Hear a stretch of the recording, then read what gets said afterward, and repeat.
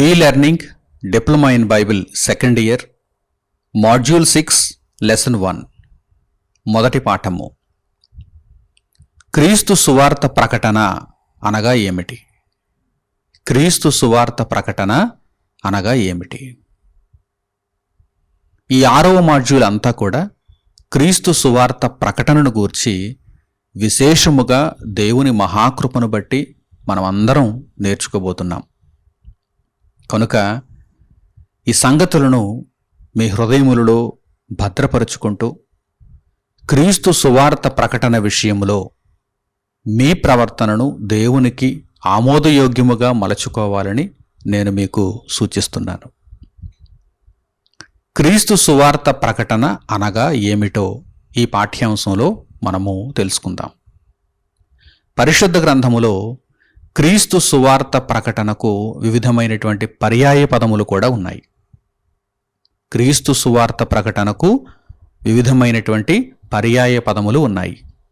అంటే క్రీస్తు సువార్త ప్రకటన అన్న పరిశుద్ధ గ్రంథములో వ్రాయబడినటువంటి మిగిలిన పదములు ఏమున్నాయి? సువార్త, కేవలము సువార్త అనేటువంటి పదం మనకు కనిపించిన అది క్రీస్తు సువార్త ప్రకటన అన్న అది ఒక్కటే. ఇలా వివిధమైనటువంటి పర్యాయ పదాలు ఉన్నాయి. క్రీస్తు సువార్త ప్రకటనకు వివిధమైనటువంటి పర్యాయ పదములు ఉన్నాయి. వాటిని మొట్టమొదట మనము పరిశీలన చేద్దాం. పరిశుద్ధ గ్రంథంలో సువార్త అని వ్రాయబడింది. అలాగే నీతి సువార్త అనేటువంటి పదం కూడా మనకు కనిపిస్తుంది. నీతి సువార్త, అలాగే రక్షణ సువార్త. క్రీస్తు సువార్త ప్రకటన అన్న కేవలము సువార్త అని వ్రాయబడిన, లేక నీతి సువార్త అని వ్రాయబడిన, రక్షణ సువార్త అని వ్రాయబడిన ఒక్కటే అర్థాన్ని మనకిస్తున్నాయి. ఒక్కటే అర్థాన్ని మనం తీసుకోవాలి. అలాగే ఇంకా మరికొన్ని పర్యాయ పదాలు ఉన్నాయి. అవేమిటంటే దేవుని రాజ్య సువార్త లేక రాజ్య సువార్త.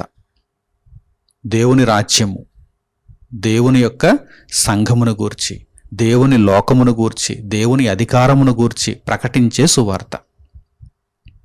రాజ్య సువార్త లేక దేవుని రాజ్య సువార్త అన్నా కూడా ఒక్కటే.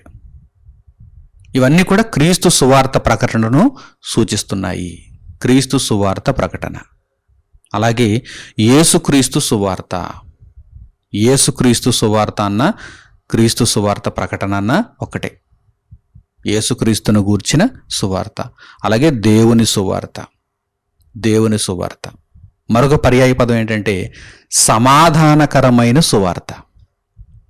మనుషులకు సమాధానాన్ని ఇచ్చేది, మనుషులకు జవాబునిచ్చేది, ఆత్మ సంబంధమైన ప్రశ్నలకు సమాధానాన్ని ఇచ్చేది సువార్త. కనుక సమాధానకరమైన సువార్త అని కూడా వ్రాయబడింది. ఇంకా మనము పరిశీలన చేయగలిగితే దేవుని కృపా సువార్త. సువార్త ఏ విధముగా మనుషులకు అనుగ్రహింపబడింది? దేవుని కృపను బట్టి. దేవుని కృపను బట్టి. యోగ్యత లేని మానవ లోకానికి మార్పు నొందే అవకాశాన్ని దేవుడు తన కృపను బట్టి అనుగ్రహించాడు. పాపము చేసినటువంటి లోకమునకు రక్షణ నొందే అవకాశమును దేవుడు సువార్త ద్వారా అనుగ్రహించాడు. ఇది కేవలము దేవుని కృప. కనుక దేవుని కృపా సువార్త అని కూడా మనము యేసుక్రీస్తు ప్రభు యొక్క సువార్తను పిలువవచ్చు. క్రీస్తు సువార్త. అలాగే ఉత్తమమైన వాటిని గూర్చిన సువార్త. ఉత్తమమైన వాటిని గూర్చిన సువార్త. ఈ పదం కూడా మనకు పరిశుద్ధ గ్రంథంలో కనిపిస్తుంది. సువార్తలో ఉండేటువంటి అంశములు ఎలా ఉంటాయి? ఉత్తమమైనవి. ఉత్తమమైనవి, మనుషులకు మేలు చేసేవి. ఏ విషయంలో కూడా మనుషులకు కీడును చెయ్యవు. ఉత్తమమైనవి. సువార్తలో ఉన్న సంగతులు ఉత్తమమైనవి. ఉత్తమమైన వాటిని గూర్చిన సువార్త. అలాగే పరిశుద్ధ గ్రంథంలో వ్రాయబడినటువంటి మరొక పదం ఏంటంటే నిత్య సువార్త. ఇది నిత్యము ఉండేది. సువార్త అనేది కేవలము ఒకానొక కాలానికి సంబంధించినది మాత్రమే అని అనుకోవడానికి వీలు లేదు. ప్రారంభం నుంచి నేటి వరకు కూడా దేవుని సువార్త ఎలా ఉంది? నిత్య సువార్తగా ఉంది. క్రీస్తు సువార్త ఎలా ఉంది? నిత్య సువార్తగా ఉంది. కనుక పరిశుద్ధ గ్రంథంలో మనము ప్రాథమికంగా ఈ సంగతులను తెలుసుకోవాలి.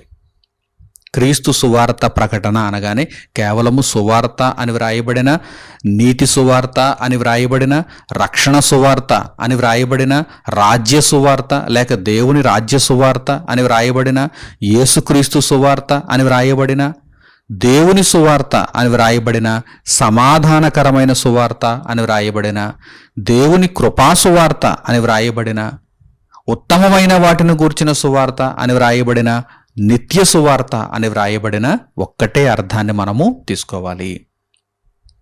ఇవన్నీ కూడా వివిధమైనటువంటి పర్యాయ పదములు, వివిధమైన పర్యాయ పదములు. ఇక పరిశుద్ధ గ్రంథములో వ్రాయబడినటువంటి నిర్వచనాల దగ్గరకు మనం వెళదాం. డెఫినేషన్స్. గాస్పల్కి డెఫినేషన్స్ ఏమిటి? ఆంగ్లంలో గాస్పల్ అంటారు, తెలుగులో సువార్త. సువార్త అంటే మంచి వార్త అని ప్రాథమికంగా మనుషులందరూ చెప్పగలిగినటువంటి పదం అది. సువార్త అంటే మంచి వార్త, మేలైన వార్త, ఆనందాన్నిచ్చే వార్త, సంతోషాన్నిచ్చే వార్త. సువార్తను గూర్చి పరిశుద్ధ గ్రంథంలో చక్కగా నిర్వచనము ఇవ్వబడింది. అసలు సువార్త అంటే ఏమిటి? సువార్తలో చోటు చేసుకునేటువంటి విషయములు ఏమిటి? పరిశుద్ధ గ్రంథంలో వ్రాయబడినటువంటి నిర్వచనము దగ్గరకు మనం వెళదాం. యెషయా గ్రంథము 40వ అధ్యాయము 6వ వాక్యం నుండి మీరు గమనించండి. యెషయా గ్రంథము 40వ అధ్యాయము 6వ వాక్యం నుండి, ఆలకించుడి, ప్రకటించుమని ఒకడు ఆజ్ఞ ఇచ్చుచున్నాడు. ఆలకించండి, ప్రకటించుము అని ఒకడు ఆజ్ఞ ఇచ్చుచున్నాడు. ఆయనే దేవుడు. దేవుడు ప్రకటించమని ఆజ్ఞ ఇస్తున్నాడు. ఆజ్ఞ, కమాండ్. ప్రీచ్ ద గాస్పల్, మీరు సువార్తను ప్రకటించండి అని దేవుడు ఆజ్ఞిస్తున్నాడు. నేనేమి ప్రకటింతునని మరి ఒకడు అడుగుచున్నాడు. ప్రకటించమని దేవుడు ఆజ్ఞ ఇచ్చినప్పుడు ఏమి ప్రకటించాలి? అసలు సువార్త అనగా ఏమిటి? క్రీస్తు సువార్త అనగా ఏమిటి? దేవుని రాజ్య సువార్త అనగా ఏమిటి? సమాధానకరమైన సువార్త అనగా ఏమిటి? నేనేమి ప్రకటించాలి అని ఒకడు అడుగుచున్నాడు. అప్పుడు దేవుడు నిర్వచనాన్ని రాయిస్తున్నాడు. చూడండి, సువార్తలో చోటు చేసుకోవలసినటువంటి అంశములు ఏమిటి? నిర్వచనాన్ని దేవుడు తెలియజేస్తున్నాడు. చూడండి, సర్వ శరీరులు గడ్డి అయి ఉన్నారు. మానవ జీవితాలు దేనితో పోల్చబడ్డాయి? గడ్డితో పోల్చబడ్డాయి. ఎక్కడ చూసినా మనకు కనిపించేటువంటి, విరివిగా కనిపించేటువంటి గడ్డిని చూస్తే మన జీవితాన్ని ఆ గడ్డితో పోల్చుకోవాలి. సర్వశరీరులు, సర్వశరీరులు. అలాగని ఇందులో భేదవారు, ఎందుకు పనికిరాని వారు, ఆ జాతిలో పుట్టినవారు, ఈ ప్రాంతంలో పుట్టినవారు అనేటువంటి భేదమేమీ లేదు. సర్వశరీరులు. నీవు గొప్ప ప్రధానివైనా, నీవు గొప్ప ధనవంతునివైనా, నీవు ఎంతో గొప్ప అందచందాలు కలిగినటువంటి వాడవైనా, దానవైనా, సర్వశరీరులు కూడా గడ్డితో పోల్చబడ్డారు. సర్వశరీరులు గడ్డిని పోలి ఉన్నారు, గడ్డి అయి ఉన్నారు. వారి అందమంతయు అడవి పువ్వు వలె ఉన్నది. ఒకవేళ నేను బలవంతుడను, అందగాణ్ణి, ధనవంతుడను, అధికారము కలిగిన వాడను అని చెప్పుకుంటావా? వారి అందమంతయు, వారి వైభవమంతయు ఎలా ఉందో చూడండి. అడవి పువ్వు. అడవి పువ్వు అంటే ఒకరోజు చక్కగా వికసిస్తుంది, అందంగా కనిపిస్తుంది. మరుసటి రోజుకు అది ఎలా ఉంటుంది? వాడిపోయినదిగా ఉంటుంది, రాలిపోవడానికి సిద్ధంగా ఉన్నట్టుగా ఉంటుంది. అవే మానవ బ్రతుకులు. మానవ బ్రతుకులు అలా ఉంటాయి. కనుక ప్రతి ఒక్కరూ కూడా దేవుని యొక్క స్వరాన్ని వినాలి, దేవుడు చెప్పేది వినాలి, దేవుడు చెప్పింది చేయాలి. అది సువార్తలో ఉండవలసినటువంటి ప్రధానమైన అంశం. ఇది సువార్త, మనుషులకు సువార్త. ఇది మేలు చేసే వార్త, ఇది సంతోషకరమైన వార్త. ఇది మేమందరం గడ్డిని పోలి ఉన్నామని మనుషులు తెలుసుకోవాలి. కనుక మేము దేవుని చిత్తాన్ని నెరవేర్చాలని మనుషులు గ్రహించాలి. మన ఇష్టం కాదు, మన ఆలోచనలు కాదు. దేవుని యొక్క ఇష్టము, దేవుని యొక్క చిత్తము, దానిని తెలుసుకోవాలి, దానిని నెరవేర్చాలని ప్రతి మనిషి కూడా ఆలోచించాలి.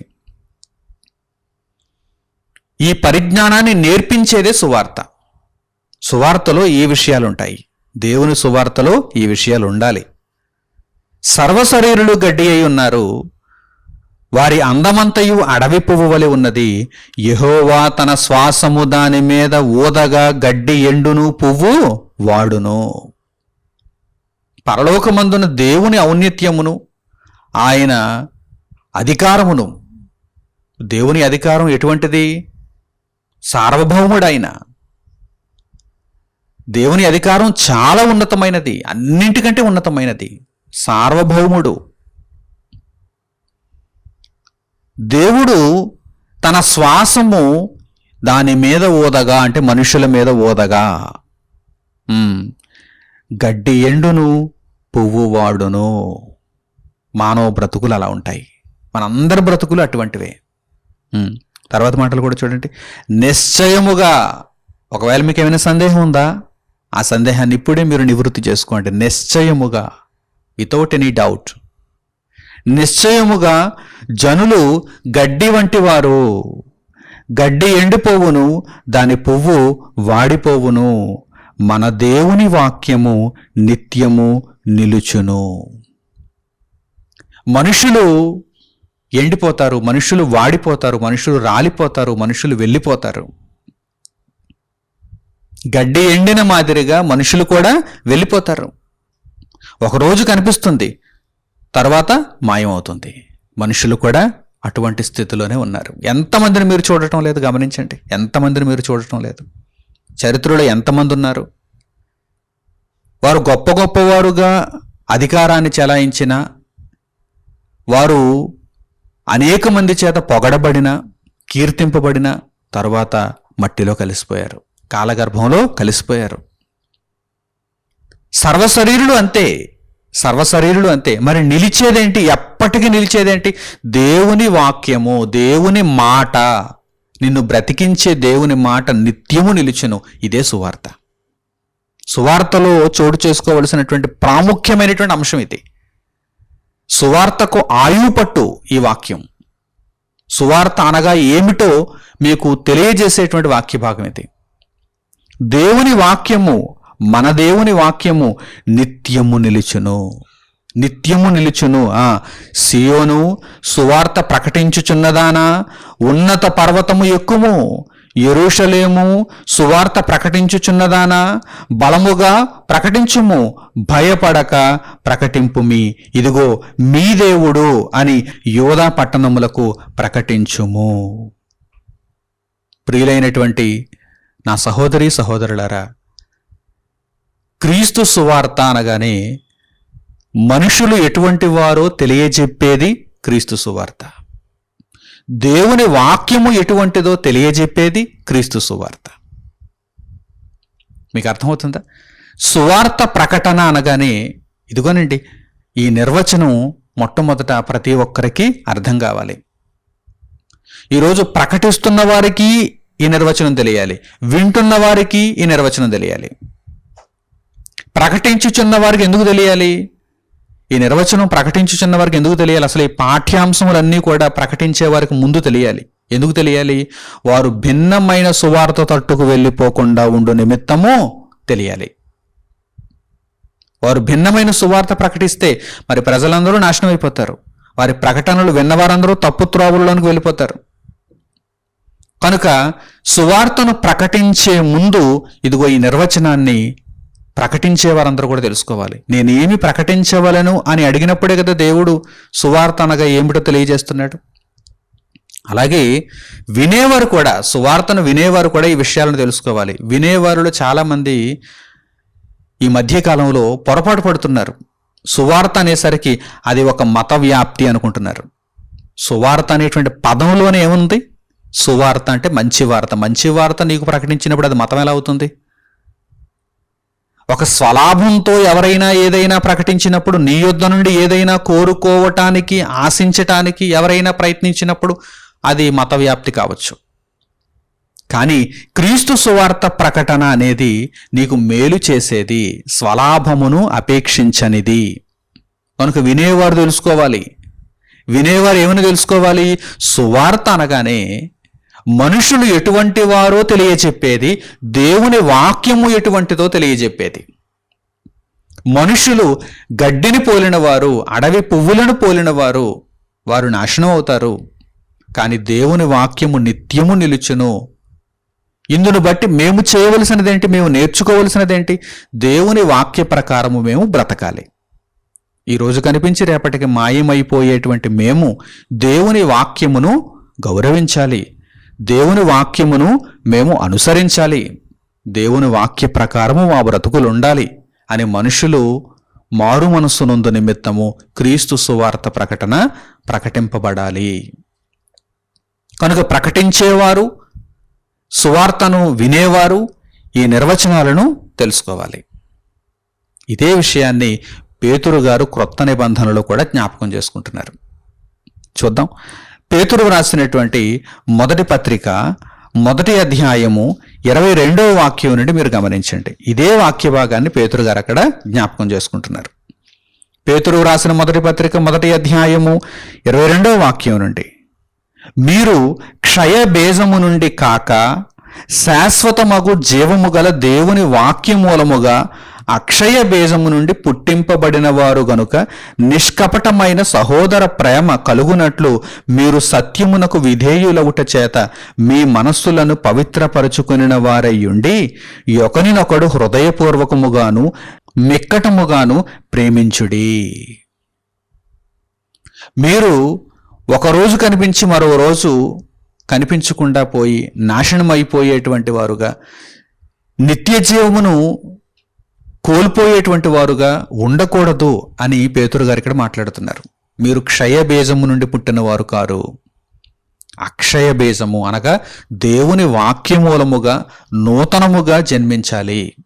మారు మనస్సు నుండి నూతనముగా జన్మించాలి.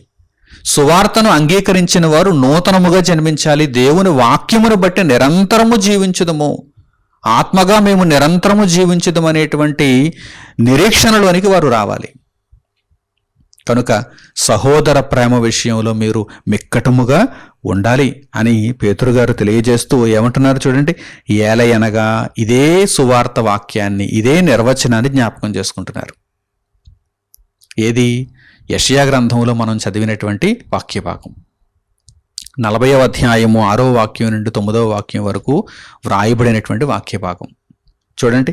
ఎలయనగా సర్వ శరీరులు గడ్డిని పోలినవారు, వారి అందమంతయు గడ్డి పువ్వు వలె ఉన్నది. గడ్డి ఎండును, దాని పువ్వును రాలును, అయితే ప్రభువు వాక్యము ఎల్లప్పుడును నిలుచును. మీకు ప్రకటింపబడిన సువార్త ఈ వాక్యమే. ఏ వాక్యము చేత మీరు కట్టబడ్డారు? ఏ వాక్యము చేత మరలా మీరు తిరిగి బ్రతికారు? ఏ వాక్యము చేత ఈరోజు మీరు జీవించుచున్నారు? దేవుని కృపావాక్యము, అదే క్రీస్తు సువార్త.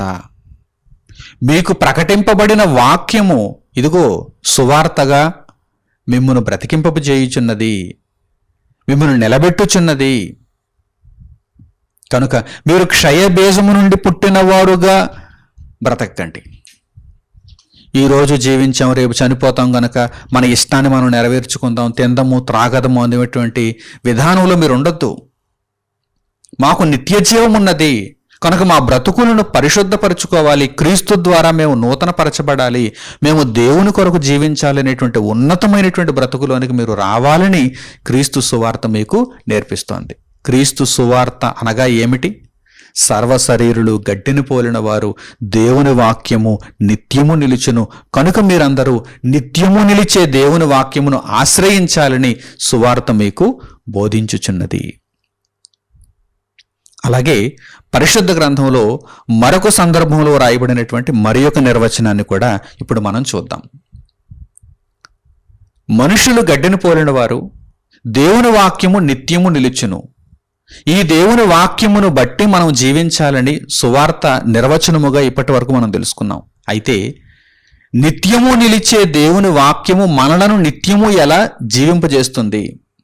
నిత్యము నిలిచే దేవుని వాక్యము మనలను నిత్యత్వంలోనికి ఎలా తీసుకుని వెళుతుంది అనేటువంటి విషయాన్ని గూర్చి మరొక వాక్య భాగంలో దేవుడు రాయించాడు. అపొస్తలుడైన పౌలు ఈ విషయాన్ని గురించి మాట్లాడుతున్నారు. చూద్దాం. కొరింథీయులకు పౌలు రాసినటువంటి మొదటి పత్రిక 15వ అధ్యాయము మొదటి వాక్యము నుండి మీరు గమనించండి. అపొస్తలుడైన పౌలు కొరింథీయులకు రాసిన మొదటి పత్రిక 15వ అధ్యాయము మొదటి వాక్యము నుండి, మరియు సహోదరులారా, నేను మీకు ప్రకటించిన సువార్తను మీకు తెలియపరచుచున్నాను. సహోదరులారా, కొరింథు ప్రాంతంలో ఉన్నటువంటి సహోదరులారా, క్రీస్తునందు విశ్వాసం ఉంచిన సహోదరులారా, నేను మీకు ప్రకటించిన సువార్తను మీకు తెలియపరచుచున్నాను. మీరు దానిని అంగీకరించితిరి, దాని యందే నిలిచి ఉన్నారు. మీ విశ్వాసము వ్యర్థమైతేనే గాని నేను ఏ ఉపదేశ రూపముగా సువార్త మీకు ప్రకటించితినో ఆ ఉపదేశమును మీరు గట్టిగా పట్టుకొని ఉన్న ఎడల ఆ సువార్త వలననే మీరు రక్షణ పొందువారయ్యుందురు. అపొస్తలుడైన పౌలు సువార్తను ప్రకటించారు. అపొస్తలుడు సువార్తను ప్రకటించారు. పౌలు గారు అంటున్నారు, నేను మీకు సువార్తను ప్రకటించాను కదా, ఆ సువార్త యందు మీరు నిలిచి ఉండండి. ఏదో సువార్తను ప్రకటిస్తే సువార్తను విన్నవారు కాలక్షేపానికి విని వెళ్ళిపోవడం కాదు. ఆ సువార్త యందు నిలిచి ఉన్నప్పుడు ఆ సువార్త వలన ఆ ఫలము దక్కుతుంది. మీరు నేను ప్రకటించినటువంటి సువార్త యందు నిలిచి ఉన్నప్పుడు ఆ సువార్త వలన మీరు రక్షణ పొందుతారు అని పౌలు గారు తెలియజేస్తూ ఏమంటున్నారు చూడండి. నాకు ఇయ్యబడిన ఉపదేశమును మొదట మీకు అప్పగించితని, అదేమనగా, ఆ సువార్త ఏమనగా చూడండి, లేఖనముల ప్రకారము క్రీస్తు మన పాపముల నిమిత్తము మృతి పొందెను, సమాధి చేయబడెను, లేఖనముల ప్రకారము 3వ దినమున లేపబడెను. లేఖనం, దేవుని వాక్యం, నిరంతరము నిలిచేదేంటి? దేవుని వాక్యం. మనిషి తన సొంత జ్ఞానంతో నిరంతరము నిలువడు. మనిషి తన స్వచిత్తమును నెరవేర్చుకొనుట చేత నిరంతరము జీవించడు. దేవుని వాక్యము నిరంతరము నిలుచును. దేవుని వాక్యం మీద ఆధారపడాలి. నిరంతరము నిలవాలంటే, నిరంతరము జీవించాలంటే, ఆత్మగా ఉన్నతమైనటువంటి లోకములో నిత్యము మనము మనుగడ కొనసాగించాలంటే, నిత్య శిక్షలోనికి మనం వెళ్ళిపోకుండా ఆ శిక్షను తప్పించుకోవాలంటే, నిత్య విశ్రాంతిలోనికి మనం వెళ్ళాలంటే దేవుని వాక్యమును మనము ఆశ్రయించాలి. లేఖనముల ప్రకారము యేసుక్రీస్తు మన పాపముల విషయమై మృతి పొందెను, సమాధి చేయబడెను, తిరిగి లేపబడెను. నిత్యత్వంలోనికి వెళ్ళాడు ఆయన. నిత్యత్వంలోనికి వెళ్ళాడు ఆయన. మన పాపములలోనే ఉండి మనం చనిపోతే మనం నిత్యత్వంలోనికి వెళ్ళం. కానీ యేసుక్రీస్తు ప్రభువు ద్వారా మనము పాప క్షమాపణ నొందిన వారమైతే నిత్యత్వాన్ని చూస్తాము, నిత్యత్వంలోనికి వెళతాము. ప్రభువు వాక్యము నిత్యము నిలుచును. సర్వశరీరులు గడ్డిని పోలిన వారు, సర్వశరీరులు గడ్డి అయి ఉన్నారు. వారి అందమంతయు అడవి పువ్వు వలె ఉన్నది. దేవుడు తన శ్వాసమును ఊదగా ఇదిగో గడ్డి అంతయు ఎండును, పువ్వు రాలును. అయితే దేవుని వాక్యము నిత్యము నిలుచును.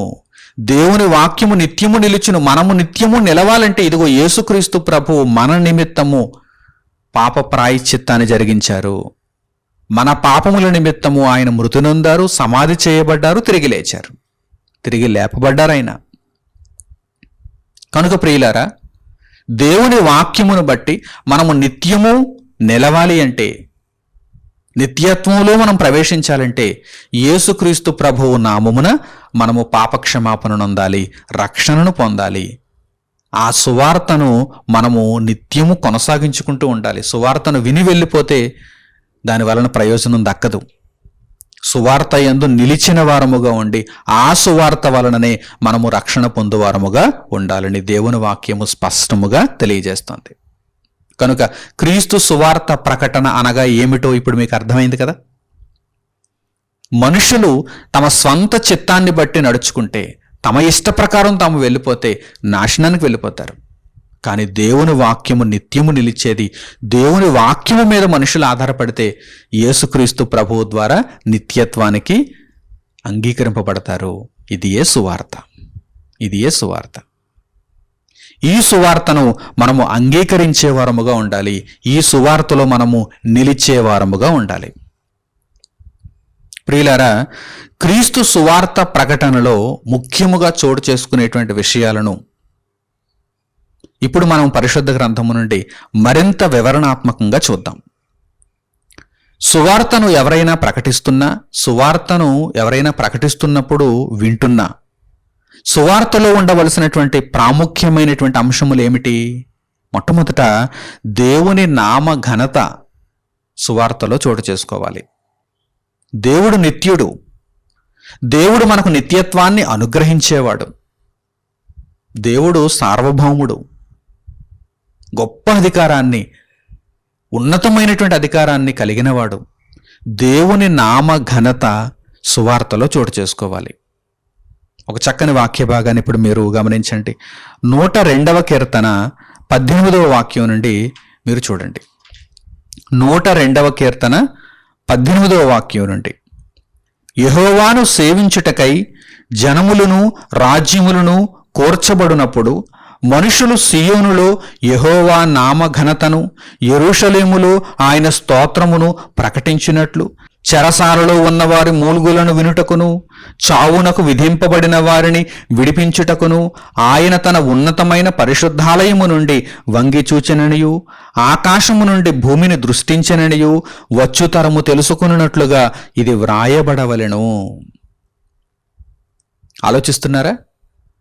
దేవుని సువార్తలో దేవుని నామ ఘనత చోటు చేసుకోవాలి. అంటే మనుషులకు దేవుడు ఎంత గొప్పవాడో, దేవుడు ఎంత ఉన్నతుడో తెలియపరచాలి. అప్పుడు మనుషులు దేవుని వైపు తిరుగుతారు.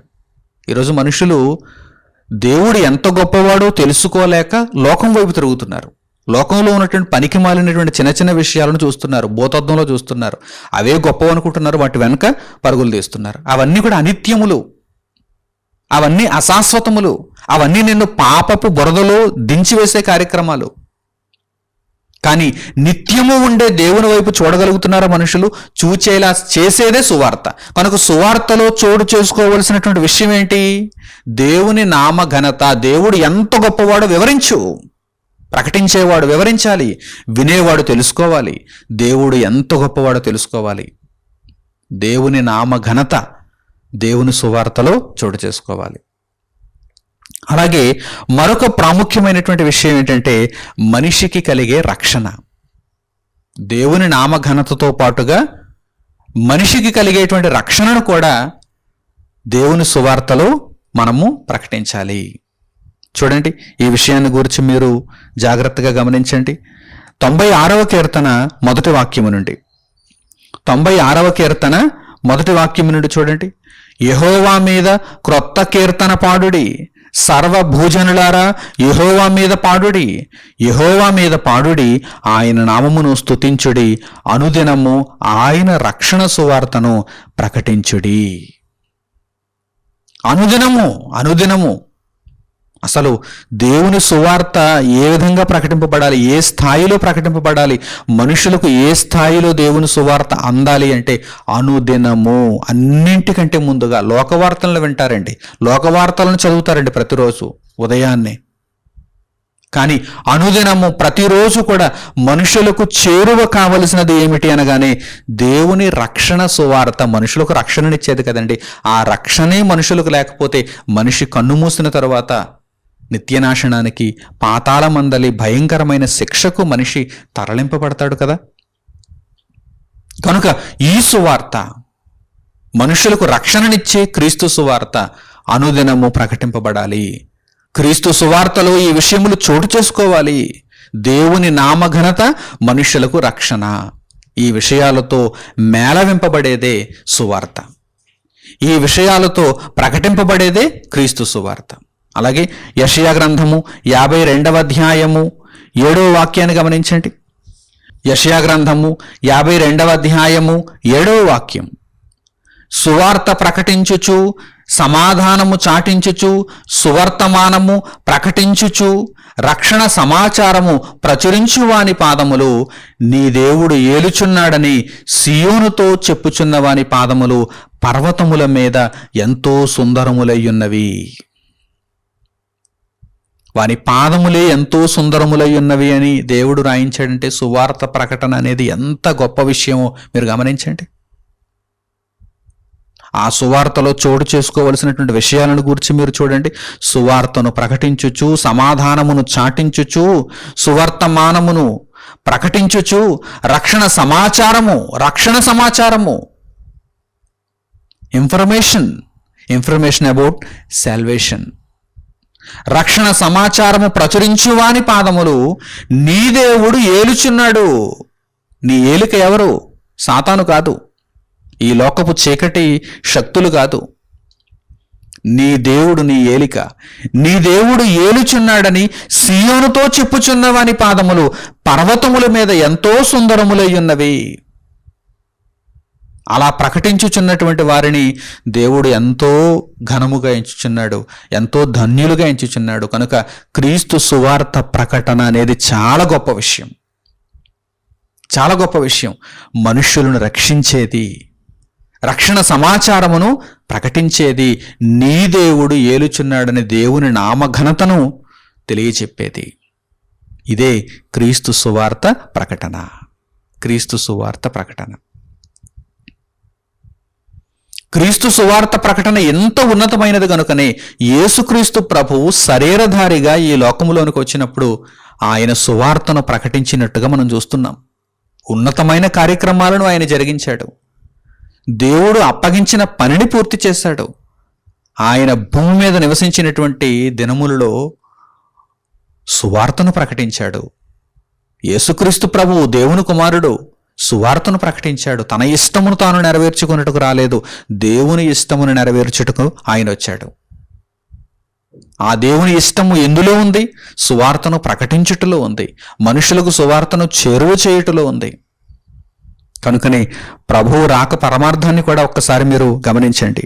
యెషయా గ్రంథము 61వ అధ్యాయము 1వ వాక్యము నుండి మీరు చూడండి. ముందుగా ప్రభువును గూర్చి వ్రాయబడినటువంటి వాక్య భాగాలు, ప్రవచనాలుగా తెలియజేయబడినటువంటి వాక్య భాగాలు. యెషయా గ్రంథము 61వ అధ్యాయము 1వ వాక్యము నుండి, ప్రభువగు యెహోవా ఆత్మ నా మీదకి వచ్చి ఉన్నది, దీనులకు సువర్తమానము ప్రకటించుటకు. ఎదురుదిరిగేవారు సువార్తను అంగీకరించరు, వినరు. దీనులు, దీనవస్త్రమును ధరించుకున్నవారు, దేవునికి లోబడేవారు, దేవుని మాట వినేవారు, వారికి సువార్త ప్రకటింపబడినప్పుడు వారు దానిని అంగీకరిస్తారు. ఆ సువార్త వలన ఆ దీనులు రక్షింపబడతారు. చూడండి, దీనులకు సువర్తమానము ప్రకటించుటకు యెహోవా నన్ను అభిషేకించెను. దేవుడు యేసుక్రీస్తు ప్రభువును ఇదిగో దీనులకు సువర్తమానము ప్రకటించాలని అభిషేకించాను. ఈరోజు మనలను కూడా ఆ విధంగానే దేవుడు సువార్తను ప్రకటించటానికి సాధనాలుగా ఎంచుకుంటున్నాడు, మనలను అభిషేకించాలనుకుంటున్నాడు. ఉన్నతమైన కార్యం దేవుని దగ్గర సువార్త ప్రకటన అనేది ఉన్నతమైన కార్యం. కనుక మనుషులకు సువార్తను చేరువ చేస్తూ మనుషులను రక్షించాలని దేవుడు కోరుకుంటున్నాడు. ముందుగా వ్రాయబడిన వాక్య భాగాలను చూడండి. దీనులకు సువర్తమానము ప్రకటించుటకు యెహోవా నన్ను అభిషేకించెను, నలిగిన హృదయము గల వారిని దృఢపరచుటకును, చెరలోనున్న వారికి విడుదలను, బంధింపబడిన వారికి విముక్తిని ప్రకటించుటకును, యెహోవా హితవత్సరమును మన దేవుని ప్రతిదండన దినమును ప్రకటించుటకును, దుఃఖాక్రాంతులందరినీ ఓదార్చుటకును, సియోనులో దుఃఖించు వారికి ఉల్లాస వస్త్రములు ధరింపజేయుటకును, బూడిదకు ప్రతిగా పూదండను, దుఃఖమునకు ప్రతిగా ఆనంద తైలమును, భారభరితమైన ఆత్మకు ప్రతిగా స్తుతి వస్త్రమును వారికిచ్చుటకును ఆయన నన్ను పంపియున్నాడు. ఏమంటే సువార్త ప్రకటనలో ఎన్ని గొప్ప విషయాలు ఉన్నాయి చూడండి, ఎన్ని గొప్ప విషయాలు ఉన్నాయి చూడండి. చెరలో ఉన్న వారికి విముక్తి, బాధపడుతున్న వారికి ఆనందం, వారి కన్నీరు తొడవడం, సమాధానము లేని వారికి సమాధాన సువార్తను ప్రకటించేటువంటి ఈ ప్రక్రియ ఎంత ఉన్నతమైనది. ప్రపంచంలో ఉన్నటువంటి ప్రతి పని కంటే ఉన్నతమైన పని సువార్త పని, మనుష్య ఆత్మలను రక్షించే పని. అందుచేతనే దేవుడు అభిషేకిస్తున్నాడు, దేవుడు సిద్ధం చేస్తున్నాడు. సువార్త ప్రకటన కొరకు యేసుక్రీస్తు ప్రభువును ఎలాగైతే అభిషేకించాడో ఈరోజు మనుషులలో అనేక మందిని దేవుడు తన సాధనాలుగా అభిషేకిస్తున్నాడు, సిద్ధం చేస్తున్నాడు, వినియోగిస్తున్నాడు. మనం అందరం కూడా అట్టివారుగా ఉండాలి. దేవునికి మనలను మనమే లోపరుచుకున్న వారముగా ఉండాలి. సువార్తను అంగీకరించి సువార్తను ప్రకటించే స్థాయికి మనం వెళ్ళిపోవాలి. మొట్టమొదట సువార్తను అంగీకరిస్తేనే కదా సువార్తను ప్రకటించే స్థాయికి వెళ్ళగలం. కనుక సువార్తను అంగీకరించిన వారుగా, సువార్త యందు నిలిచి ఉన్నవారుగా, ఆ సువార్తను ప్రకటించే స్థాయికి వెళ్ళిన వారుగా మీరందరూ కనిపించాలని దేవుడు కోరుకుంటున్నాడు. దేవుని పనిలోనికి మనలందరినీ కూడా దేవుడు ఆహ్వానిస్తున్నాడు. ఇది క్రీస్తు సువార్త ప్రకటన. ఎంతో ఉన్నతమైన కార్యక్రమం. కనుక యేసుక్రీస్తు ప్రభు భూమి మీద దేవుని సువార్తను ప్రకటించటానికి పంపబడ్డారు. చూడండి, ఈ విషయమే వ్రాయబడినటువంటి మరొక వాక్య భాగాన్ని మీరు చూడండి. మత్తయి సువార్త 4వ అధ్యాయము 23వ వాక్యాన్ని మీరు గమనించండి. మత్తయి సువార్త 4వ అధ్యాయము 23వ వాక్యం. యేసు వారి సమాజ మందిరములలో బోధించుచు దేవుని రాజ్యమును గూర్చిన సువార్తను ప్రకటించుచు ప్రజలలోని ప్రతి వ్యాధిని రోగమును స్వస్థపరచుచు గలిలయందంతటా సంచరించెను. యేసుక్రీస్తు ప్రభువు అనేక మంది రోగులు ఎదురవుతున్నప్పుడు వారికి స్వస్థతనిస్తున్నారు. అయితే ఆయన సువార్తను ప్రకటిస్తున్నారు. చూడండి, ఆయన వారి సమాజ మందిరాలలో బోధిస్తున్నారు, దేవుని రాజ్యమును గూర్చిన సువార్తను ప్రకటిస్తున్నారు. గలిలయందంతటా ఆయన సంచరిస్తున్నారు అని ఇక్కడ వ్రాయబడింది.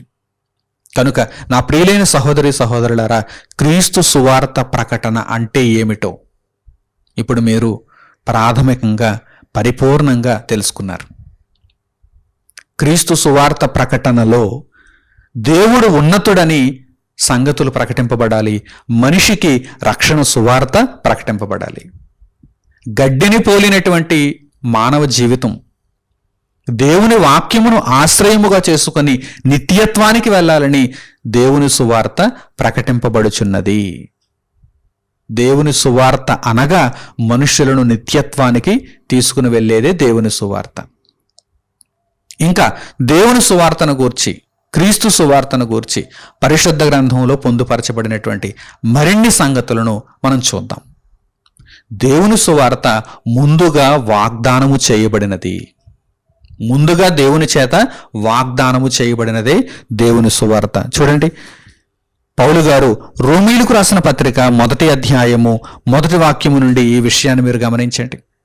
అపోస్తలుడైన పౌలు రోమీయులకు రాసిన పత్రిక 1వ అధ్యాయము 1వ వాక్యము నుండి, యేసుక్రీస్తు దాసుడును అపోస్తలుడుగా నుండుటకు పిలువబడిన వాడును దేవుని సువార్త నిమిత్తము ప్రత్యేకింపబడిన వాడునైన పౌలు రోమాలో ఉన్న దేవుని ప్రియులకందరికీ, అనగా పరిశుద్ధులుగా ఉండుటకు పిలువబడిన వారికి అందరికీ శుభమని చెప్పి వ్రాయునది. వారికి అడ్రస్ చేస్తున్నారు. రోమా ప్రాంతంలో ఉన్నటువంటి పరిశుద్ధులకు, దేవుని సంఘమునకు పౌలు గారు ఈ పత్రికను అడ్రస్ చేస్తున్నారు. మన తండ్రి అయిన దేవుని నుండి, ప్రభువైన యేసుక్రీస్తు నుండి కృపా సమాధానములు మీకు కలుగునుగాక. దేవుడు తన కుమారుడును మన ప్రభువునైన యేసుక్రీస్తు విషయమైన ఆ సువార్తను పరిశుద్ధ లేఖనములయందు తన ప్రవక్తల ద్వారా ముందు వాగ్దానము చేసెను. యేసుక్రీస్తును గూర్చిన సువార్త, మనుషులకు రక్షణ సువార్త ద్వారా అనుగ్రహింపబడుచున్నది. ఈ సువార్త దేవుడు ముందుగా వాగ్దానము చేయగా వచ్చినది. చూడండి, ఆ మాటలను మీరు చూడండి. మన తండ్రి అయిన దేవుని నుండి, ప్రభువైన యేసుక్రీస్తు నుండి కృపా సమాధానములు మీకు కలుగునుగాక. దేవుడు తన కుమారుడును మన ప్రభువునైన యేసుక్రీస్తు విషయమైన ఆ సువార్తను పరిశుద్ధ లేఖనముల యందు తన ప్రవక్తల ద్వారా ముందు వాగ్దానము చేశాను. అంటే యేసుక్రీస్తు సువార్త వాగ్దానము చేయగా పంపబడినది, వాగ్దానమును బట్టి అనుగ్రహింపబడినది. అంటే దేవుడు మన రక్షణను కోరుకుంటూ ముందుగానే ఆయన సంకల్పించాడు.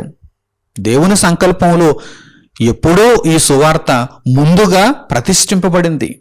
ఇప్పుడు ఆ సువార్త మన చెవినబడింది, మనలను రక్షించింది.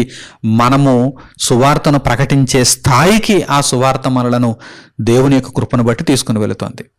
చూసారా, క్రీస్తు సువార్త ప్రకటన ఎంత గొప్ప ప్రాముఖ్యతను కలిగి ఉన్నది.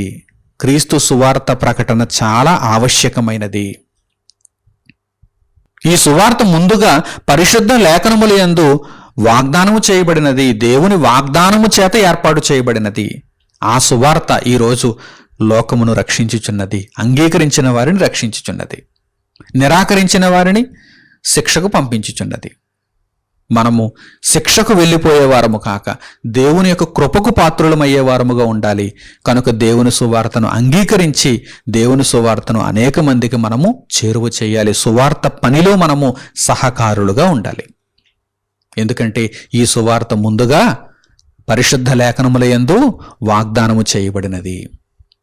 అలాగే దేవుని సువార్త ఎంత ఉన్నతమైనదంటే, క్రీస్తు రాజ్య సువార్త ఎంత ప్రాముఖ్యత కలిగినదంటే, ఇశ్రాయేలీయులను అన్యజనులను ఏకము చేసినది. ఇశ్రాయేలీయులకు ఒకప్పుడు ధర్మశాస్త్రం మాత్రమే ఉండేది. ధర్మశాస్త్రము వలన వారు నీతిమంతులుగా తీర్చబడలేకపోయారు. క్రీస్తును బట్టి, క్రీస్తునందలి విశ్వాసము ద్వారా మాత్రమే వారు నీతిమంతులుగా తీర్చబడడానికి అవకాశం ఉంది. ఇశ్రాయేలీయులకు అన్యజనులకు ఉన్నటువంటి ప్రధానమైనటువంటి వ్యత్యాసం ఏంటంటే ధర్మశాస్త్రము. ఆ ధర్మశాస్త్రాన్ని సువార్త తీసివేసింది. వీరిద్దరిని ఏకము చేసింది. ఇశ్రాయేలీయులను అన్యజనులను ఏకము చేసి, ఇదిగో మీలో ఎవరైనా సరే రక్షణ పొందాలంటే సువార్త వలన రక్షణ పొందాలి అని ఉభయులను కూడా ఏకము చేసినట్టుగా మనకు పరిశుద్ధ గ్రంథంలో కనిపిస్తోంది. క్రీస్తు సువార్త అంత ప్రాముఖ్యమైనది. ఇశ్రాయేలీయులను అన్యజనులను ఒక్కటిగా చేసింది, ఒకే త్రాటి మీదకి తెచ్చింది. చూడండి, అపోస్తలుడైన పౌలు రోమీయులకు రాసిన పత్రిక 1వ అధ్యాయము 16వ వాక్యం నుండి మీరు గమనించండి. అపోస్తలుడైన పౌలు రోమీయులకు రాసిన పత్రిక 1వ అధ్యాయము 16వ వాక్యం నుండి, సువార్తను గూర్చి నేను సిగ్గుపడువాడను కాను, ఎలయనగా నమ్ము ప్రతివానికి, మొదట యూదునికి గ్రీసు దేశస్థునికి కూడా రక్షణ కలుగు చేయుటకు అది దేవుని శక్తి అయి ఉన్నది. మనుషులకు రక్షణనిచ్చుటకు దేవుని శక్తి. సువార్త అంటే ఏమనుకుంటున్నారు? సువార్త అంటే దేవుని శక్తి. యూదులకు గ్రీసు దేశస్థులకు కూడా, అంటే ఇశ్రాయేలీయులకు అన్యజనులకు కూడా రక్షణ కలుగు చేయుటకు దేవుని శక్తిగా దేవుని సువార్త ఉన్నది. ఎందుకనినా నీతిమంతుడు విశ్వాస మూలముగా జీవించినని వ్రాయబడిన ప్రకారము విశ్వాస మూలముగా అంతకంతకు విశ్వాసము కలుగునట్లు దేవుని నీతి దాని యందు బయలుపరచబడుచున్నది. దేవుని నీతి సువార్త ద్వారా, సువార్త యందు బయలుపరచబడుచున్నది. క్రీస్తు సువార్త అనగానే ఇశ్రాయేలీయులను అన్యజనులను ఏకము చేసినది. ఆ సువార్త వలననే రక్షణ ఉన్నదని దేవుడు తెలియజేస్తున్నాడు. మీరు విశ్వాసము ద్వారా నిత్యత్వాన్ని సంపాదించుకోవాలి, నీతిమంతులు కావాలి, అంతే తప్ప ధర్మశాస్త్ర సంబంధమైన క్రియల వలన కాదు అని ఇశ్రాయేలీయులకు దేవుడు తెలియజేస్తున్నాడు. ఇదిగో చూడండి, ఆ మాటలు ఇక్కడ వ్రాయబడ్డాయి. క్రీస్తు సువార్త ఇశ్రాయేలీయులను అన్యజనులను ఒక్క త్రాటి మీదకు తెచ్చింది.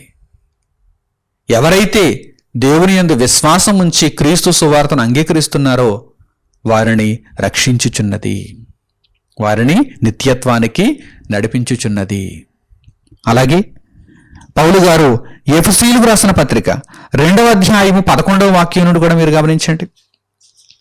అపోస్తలుడైన పౌలు ఎఫెసీయులకు రాసిన పత్రిక 2వ అధ్యాయము 11వ వాక్యం నుండి, కాబట్టి మునుపు శరీర విషయములో అన్యజనులయ్యుండి శరీరమందు చేతితో చేయబడిన సున్నతి గలవారు అనబడిన వారి చేత సున్నతి లేనివారు అనబడిన మీరు ఆ కాలమందు ఇశ్రాయేలుతో సహపౌరులు కాక పరదేశులను, వాగ్దాన నిబంధనలు లేని పరజనులను, నిరీక్షణ లేనివారును, లోకమందు దేవుడు లేనివారునయ్యుండి క్రీస్తుకు దూరస్తులై ఉంటారని మీరు జ్ఞాపకము చేసుకొనుడి.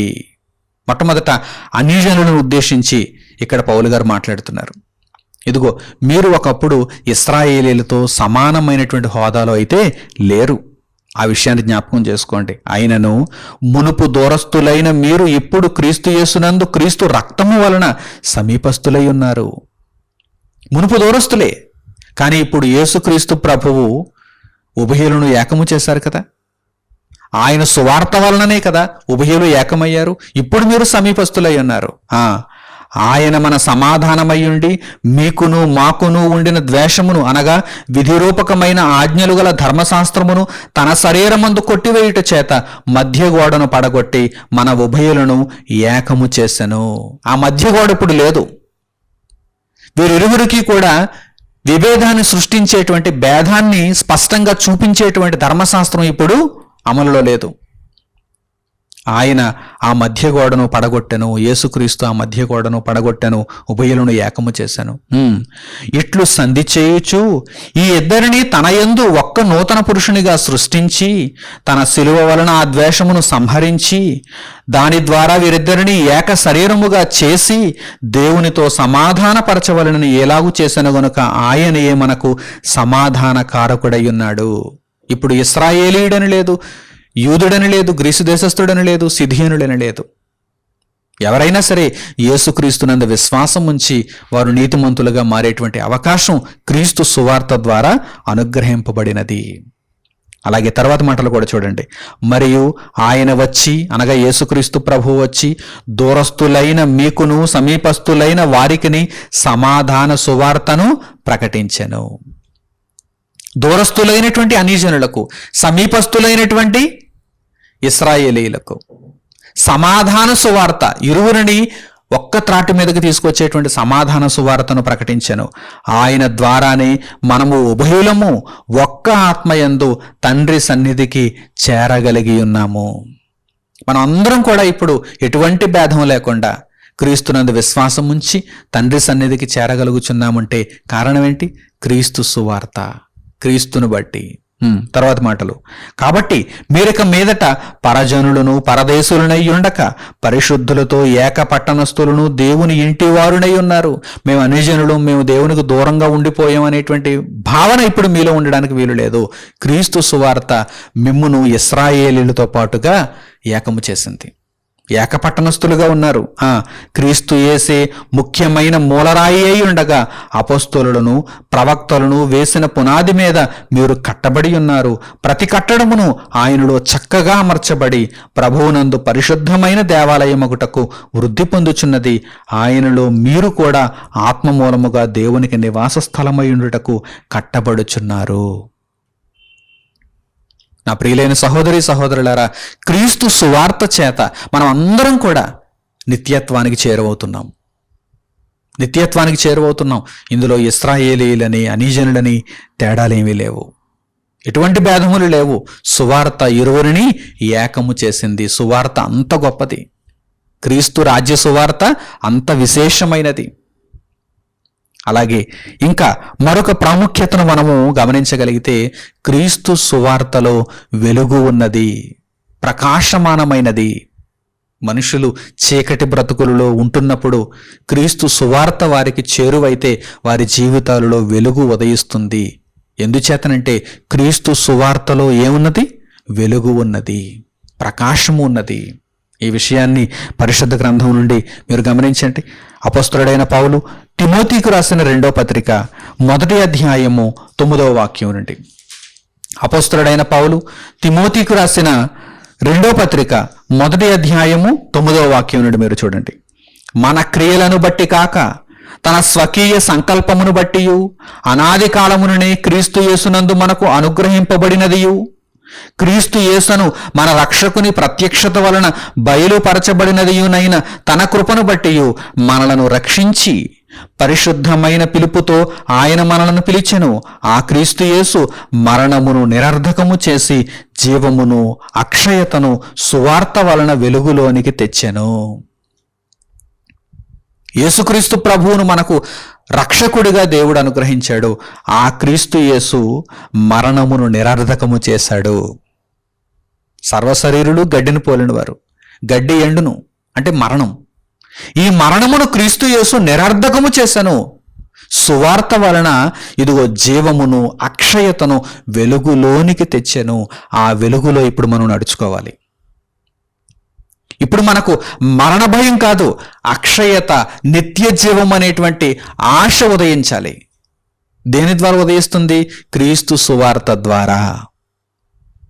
మనము చేసినటువంటి క్రియలను బట్టి కాదు, ధర్మశాస్త్ర సంబంధమైనటువంటి క్రియలను బట్టి కాదు. క్రీస్తు యేసు మనకు అనుగ్రహించిన రక్షణను మనము దేవుని కృపను బట్టి ఉచితముగా పొందుట ద్వారా, దేవుని సేవను ఉన్నతముగా జరిగించుట ద్వారా, దేవుని కొరకు మనము బ్రతుకుట ద్వారా దేవుడు మనలను నీతిమంతులుగా మారుస్తున్నాడు. ఆ సువార్త వలన మనము ఇదిగో మరణ భయము లేకుండా, నిరర్ధకమైనటువంటి ఆ మరణమును మనము త్యజించి, ఆ మరణపు ఆలోచనలే మనలో లేకుండా మనము నిరంతరము నిలుచుదము. ఎందుకంటే మనం ప్రభువు వాక్యమును ఆశ్రయంగా చేసుకున్నాం. ప్రభువు వాక్యం నిత్యము నిలుస్తుంది కనుక ఆ ప్రభువు వాక్యాన్ని బట్టి నేను నిత్యము నిలుచుదును. ఈ శరీరమందు లేకపోవచ్చు, మహిమ శరీరాన్ని ధరించుకొని నేను అక్షయతను, నిత్య జీవాన్ని చూస్తాననేటువంటి గొప్ప నిరీక్షణ మనలో ఉన్నది. ఆ విశ్వాసమును బట్టి మనం జీవిస్తున్నాము. క్రీస్తు సువార్త మనకు వెలుగును ఉదయింపజేస్తుంది. అలాగే మరొక వాక్య భాగం, ఈ విషయానికి సంబంధించి మరొక వాక్య భాగం వ్రాయబడింది చూడండి. పౌలు గారు కొరింథీయులకు రాసినటువంటి 2వ పత్రిక 4వ అధ్యాయము 4వ వాక్యం.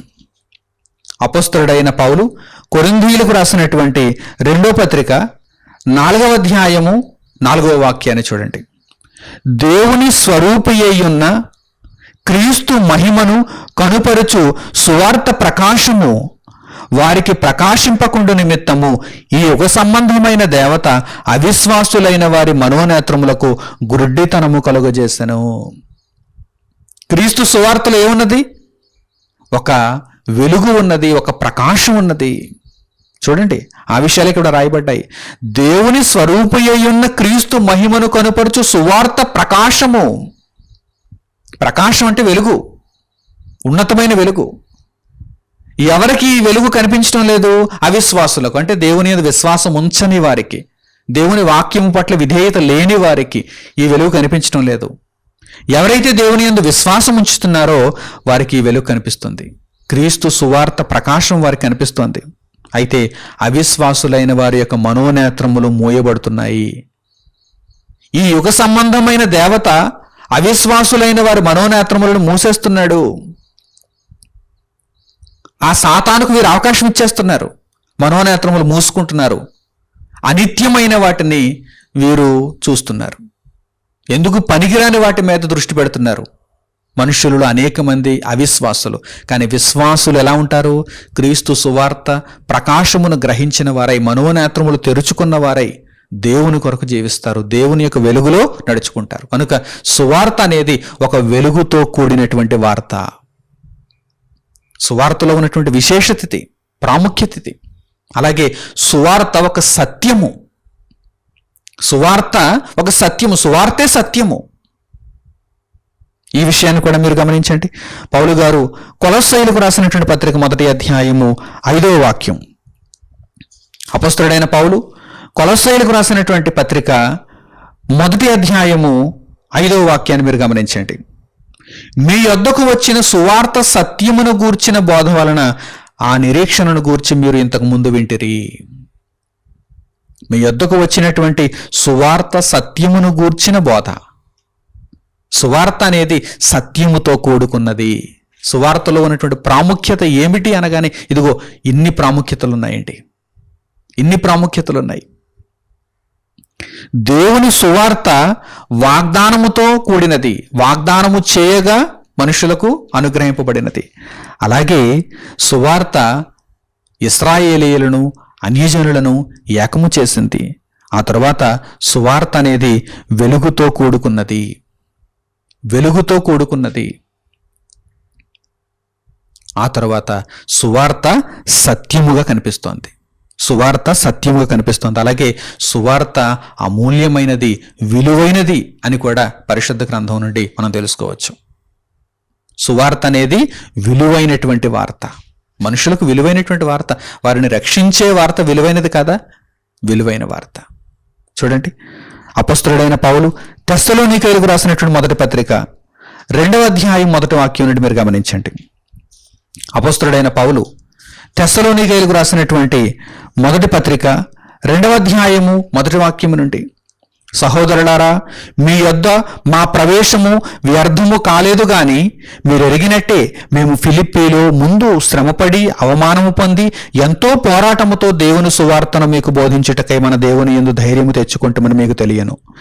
ఎలయనగా మా బోధ కపటమైనది కాదు, అపవిత్రమైనది కాదు, మోసయుక్తమైనది కాదు, గాని సువార్తను మాకు అప్పగించుటకు యోగ్యులమని దేవుని వలన ఎంచబడిన వారమై మనుషులను సంతోషపెట్టువారము కాక మన హృదయములను పరీక్షించు దేవునినే సంతోషపెట్టువారమై బోధించుచున్నాము.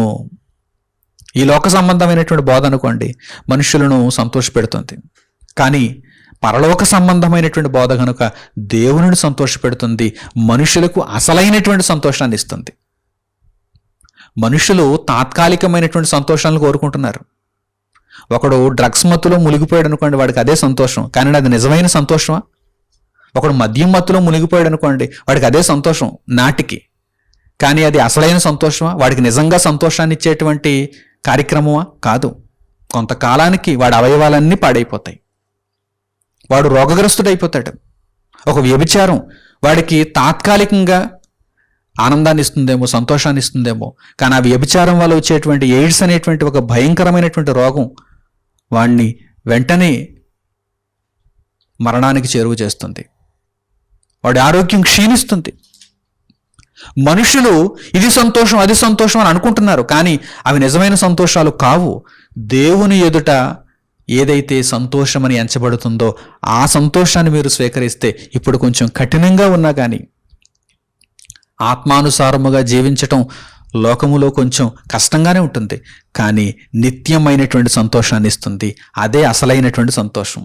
మనకు దేవునిని సంతోషపెట్టడానికి పౌలు గారు, అలాగే మిగిలిన అపోస్తలులు, సువార్తికులు, సేవకులు, శిష్యులు దేవుని సువార్తను ఉన్నతమైనదిగా ప్రకటించారు.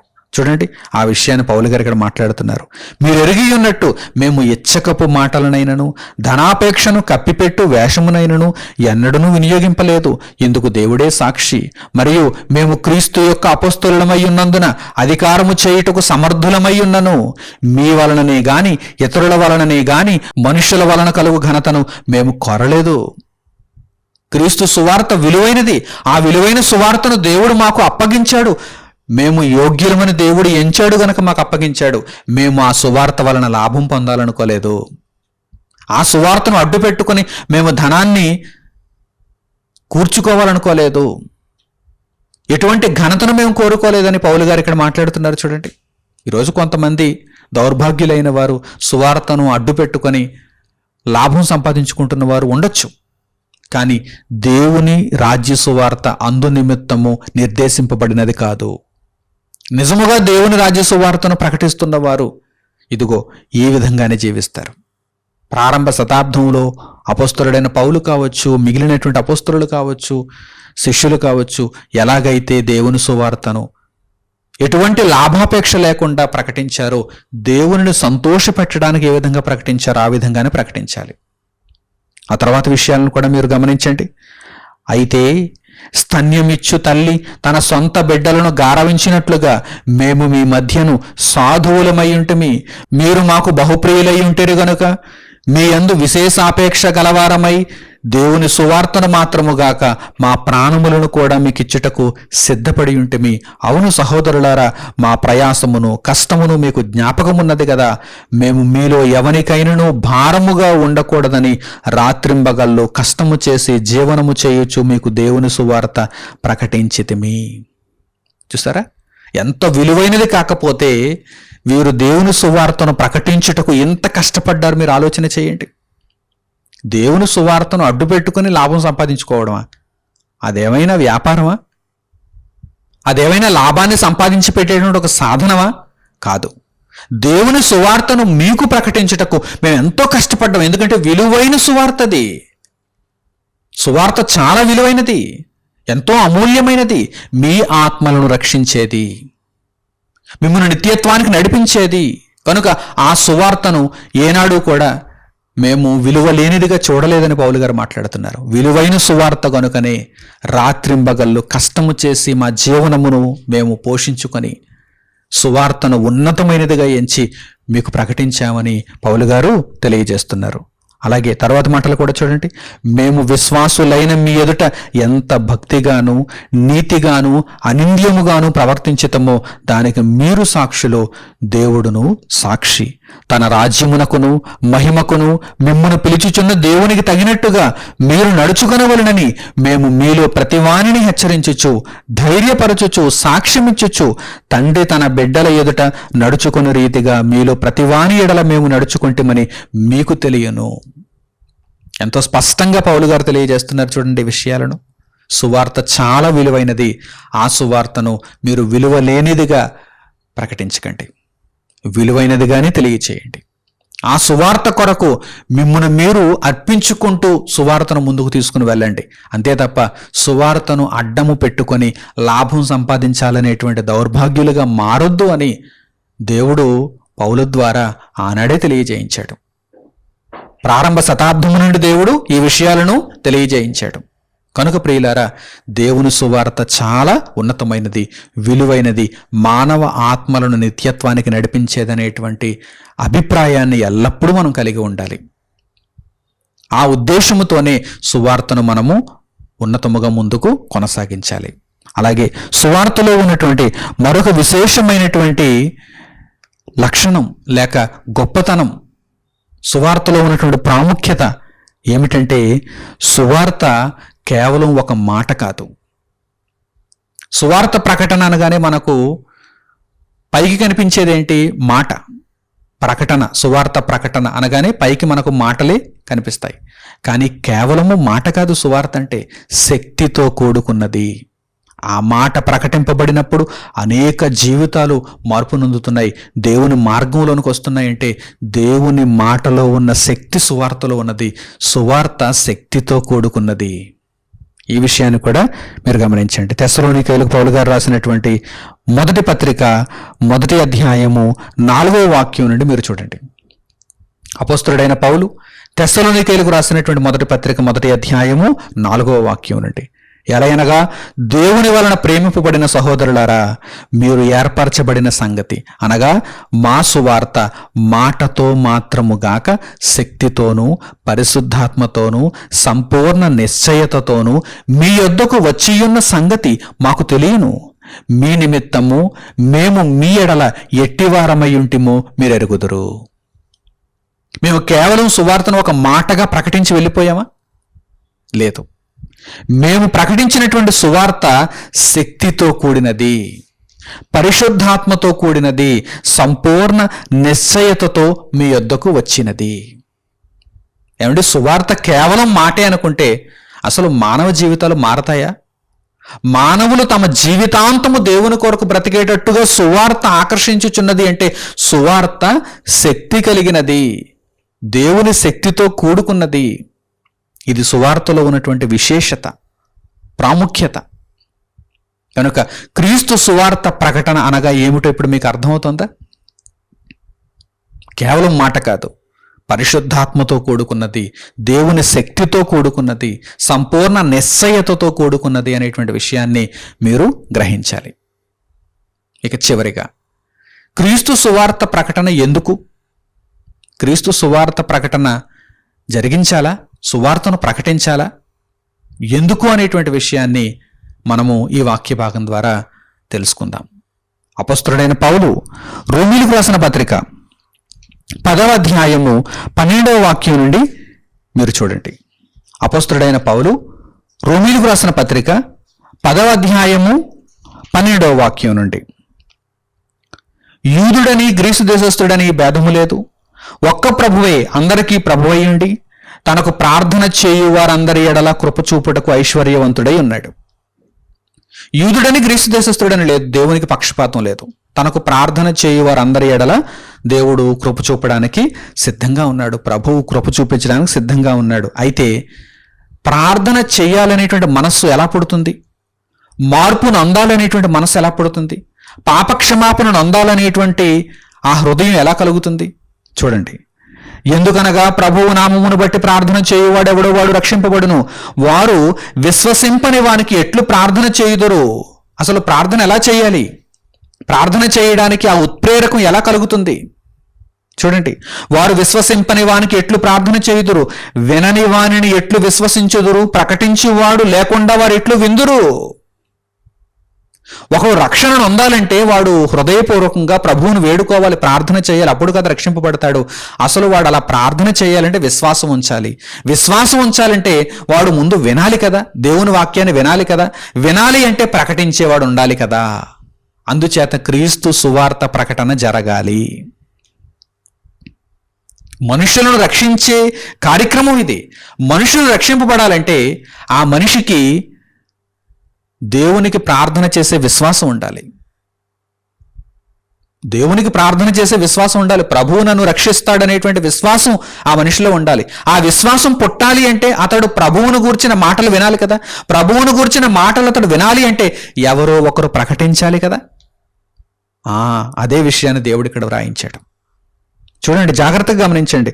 వారు విశ్వసింపని వానికి ఎట్లు ప్రార్థన చేయుదురు, వినని వానిని ఎట్లు విశ్వసించుదురు, ప్రకటించువాడు లేకుండా వారు ఎట్లు విందురు, ప్రకటించువాడు పంపబడని ఎడల ఎట్లు ప్రకటించుతురు.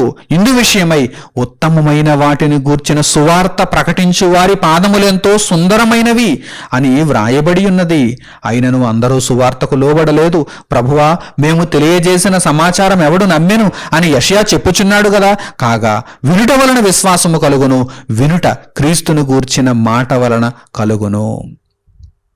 అలాగని క్రీస్తు సువార్త ప్రకటన జరిగినప్పుడు విన్న ప్రతి ఒక్కరూ కూడా మార్పు నొందుతారని చెప్పడానికి వీలు లేదు. మేము తెలియజేసిన సమాచారం ఎవడు నమ్మిననేటువంటి వాక్య భాగం కూడా మనకు కనిపిస్తోంది. అంటే కొంతమంది దేవుని వాక్యాన్ని విభేదిస్తారు, వ్యతిరేకిస్తారు, ఎదురు తిరుగుతారు. వారు నిత్య నాశనానికి నిర్ణయింపబడ్డారు. వారు వెళ్ళిపోతారు, ఇక వారు తమ మార్గములలో వెళ్ళిపోతారు. ఇక కానీ దేవుని మార్గంలోనికి వచ్చేవారు కొందరైనా ఉంటారు. వీరు దేవుని మార్గంలోనికి రావాలి అంటే వీరికి దేవుని వాక్యం ప్రకటింపబడాలి, సువార్త ప్రకటింపబడాలి. ఆ సువార్త కూడా క్రీస్తును గూర్చిన మాటగా ఉండాలి, దేవుని ఔన్నత్యమును తెలిపేదిగా ఉండాలి, మనుషులకు రక్షణను ప్రకటించేదిగా ఉండాలి. కనుక ప్రియులారా, క్రీస్తు సువార్త ప్రకటన అనగా ఏమిటి అనేటువంటి విషయానికి సంబంధించి ప్రాథమికమైనటువంటి సంగతులను, ప్రాముఖ్యమైనటువంటి విషయములను మీరు పరిపూర్ణముగా ఇప్పటి వరకు తెలుసుకున్నారని, గ్రహించారని నేను హృదయపూర్వకంగా నమ్ముతున్నాను. మీరందరూ కూడా ఈ సంగతుల యందు స్థిరపడాలి, ఈ సంగతులలో మీరు నిలదొక్కుకోవాలి. క్రీస్తు సువార్త ప్రకటన ఎంత గొప్పదో, ఎంత ఆవశ్యకమైనదో మీరు గ్రహించాలి. సర్వలోకమును రక్షించుటకు దేవుని యొక్క అద్భుతమైనటువంటి సంకల్పము క్రీస్తు సువార్త ద్వారా ముందుకు కొనసాగుచున్నది. అందులో మనం అందరం కూడా పాలిభాగస్తులుగా ఉండాలని హృదయపూర్వకంగా మిమ్మల్ని అందరినీ కోరుకుంటూ ఈ పాఠ్యాంశమును ఇంతటితో నేను ముగిస్తున్నాను. మన తండ్రి అయిన దేవుని ప్రేమ, మన రక్షకుడైన యేసుక్రీస్తు వారి కృప, పరిశుద్ధాత్ముని అన్యోన్య సహవాసము మనందరికీ సదాకాలము తోడై మనలందరినీ నడిపించునుగాక. ఆమేన్. తండ్రి అయిన దేవునికి ప్రార్థనలో ఏకీభవించండి. మహోన్నతుడును మహాపరిశుద్ధుడునైన మా కన్న తండ్రి, క్రీస్తు సువార్త ప్రకటనను గూర్చి ఉన్నతమైనటువంటి సంగతులను ప్రాథమికముగా, ప్రాముఖ్యముగా, విశేషాత్మకముగా మాకు దయచేసినందుకు మీకు కృతజ్ఞతాస్తుతులు తండ్రి. విన్న సంగతులను మా జీవితకాలమంతయు జ్ఞాపకములలో ఉంచుకొని ఈ సమాధానకరమైనటువంటి సువార్తను మేము అంగీకరించిన వారమై అనేకులకు ప్రకటిస్తూ, క్రీస్తు చెంతకు మనుషులను నడిపిస్తూ, నిత్యత్వం వైపు వారిని మళ్లించగలుగుటకు, పాతాళమందలి శిక్ష నుండి వారిని తప్పించగలుగుటకు మేమందరము తండ్రి చక్కని ప్రయత్నములు జరిగించి మీ ఎదుట నమ్మకమైన పనివారముగా ఉండగలుగుటకు మమ్మను దీవించమని కోరుకుంటూ, మీ బిడ్డలందరూ క్రీస్తు సువార్తను అంగీకరించిన వారై ఆ సువార్తను అనేకులకు ప్రకటించుటలో తమ జీవితకాలమంతయు విశేషముగా మీ కొరకు పనిచేయువారుగా ఉండగలుగుటకు వారిని అందరినీ కాపాడమని మిమ్మల్ని కోరుకుంటూ మా ప్రార్థన మనవులన్నిటినీ మా ప్రభువును మా రక్షకుడునైన యేసుక్రీస్తు వారి నామము పేరిట మిమ్మల్ని వేడుకొనుచున్నాము తండ్రి. ఆమేన్. అందరికీ వందనములు. సెలవు.